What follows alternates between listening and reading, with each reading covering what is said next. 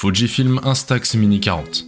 La famille Instax du constructeur est déjà grande, mais elle accueillera bientôt un nouveau venu, l'Instax Mini 40, un petit boîtier au look vintage. Équipé d'un viseur, d'un flash et d'un mode selfie, l'Instax Mini 40 utilise des films Instax Mini. D'ailleurs, Fujifilm a profité de l'arrivée du nouveau modèle pour présenter les films Contact.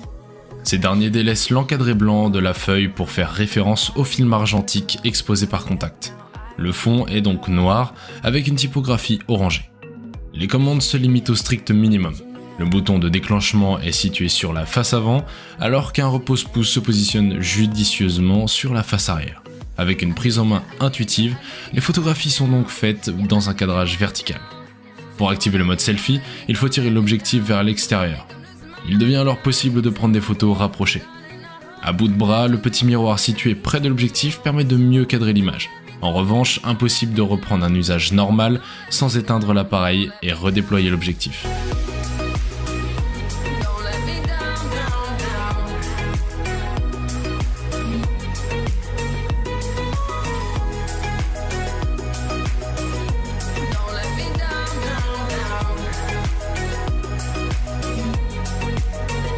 Fujifilm Instax Square SQ1. Un appareil assez similaire et qui permet toujours l'impression instantanée des photos au format carré. A l'instar de l'Instax Mini 11, le SQ1 est une version simplifiée qui se concentre sur un mode automatique et un mode selfie.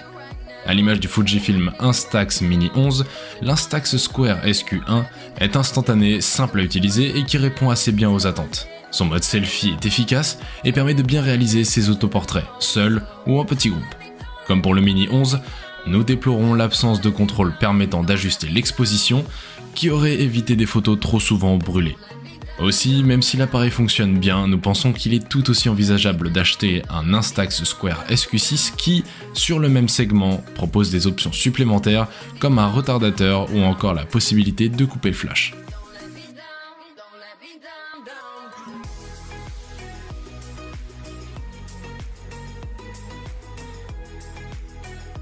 Polaroid Originals One Step Plus. Un an après la sortie du One Step 2, Polaroid revient sur le devant de la scène avec une version modernisée de son appareil. L'ergonomie a été légèrement revue, mais c'est surtout la connexion Bluetooth et l'application dédiée qui font sa spécificité. Un usage plus moderne pour des photos toujours 100% instantanées. On ne choisit pas un appareil Polaroid pour sa qualité d'image objective, mais pour le charme de ses films à l'aspect passé. Néanmoins, compte tenu du coût de chaque image, il est important que ce dernier soit fiable, facile à utiliser et doué de fonctionnalités. Ces critères sont parfaitement remplis par le One Step Plus qui a présenté un très bon comportement. On regrette juste qu'il faille passer par l'application d'un téléphone et donc manipuler l'appareil d'une main et le téléphone de l'autre pour accéder à des fonctions qui auraient pu être facilement introduites dans le boîtier lui-même. Je vous rappelle que j'ai mis les liens d'achat direct dans la description.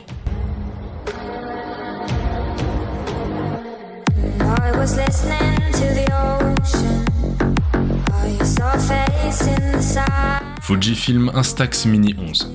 3 ans après l'Instax Mini 9, Fujifilm commercialise une nouvelle version de son instantané à petit prix. L'Instax Mini 11, on ne sait pas où est passé le numéro 10, n'entend pas bouleverser le genre, mais il permet à Fujifilm de proposer un appareil dans un format réduit et doté d'un nouveau mode selfie. L'Instax Mini 11 ne renie pas son héritage.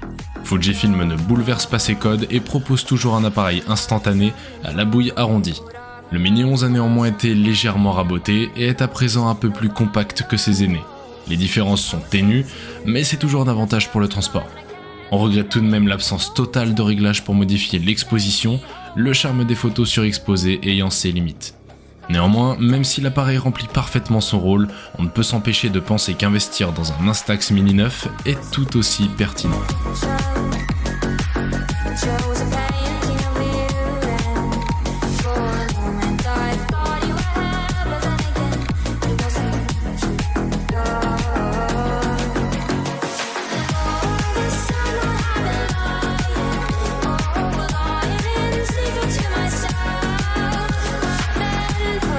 Polaroid Now.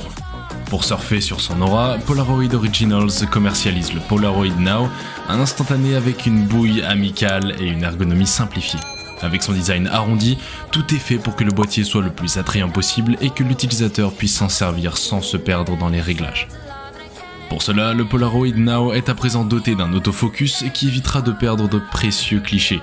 C'est d'autant plus important que les cassettes commercialisées pour 16 € ne comprennent que 8 films. Oui, cela fait bien 2 € la photo. De plus, il n'est pas dénué d'atouts ergonomiques.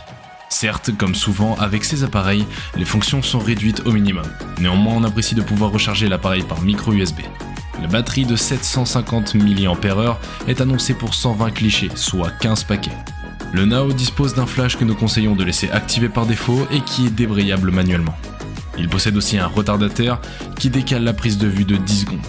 Il est possible d'activer aussi une fonction de double exposition. En appuyant 2 fois sur le retardateur, l'appareil peut combiner 2 photos en une. Le Polaroid Now est un appareil facile à utiliser et qui ne déroutera personne. Il propose une expérience ludique et efficace en contrepartie d'un temps de développement assez long. Un peu encombrant par rapport à la concurrence, notamment l'Instax Mini 11 de Fujifilm, il n'en demeure pas moins agréable à utiliser. Toutefois, le One Step 2 qu'on verra plus tard offre un meilleur rapport qualité-prix tant qu'il est commercialisé, mais ce dernier ne propose pas la fonction de double exposition.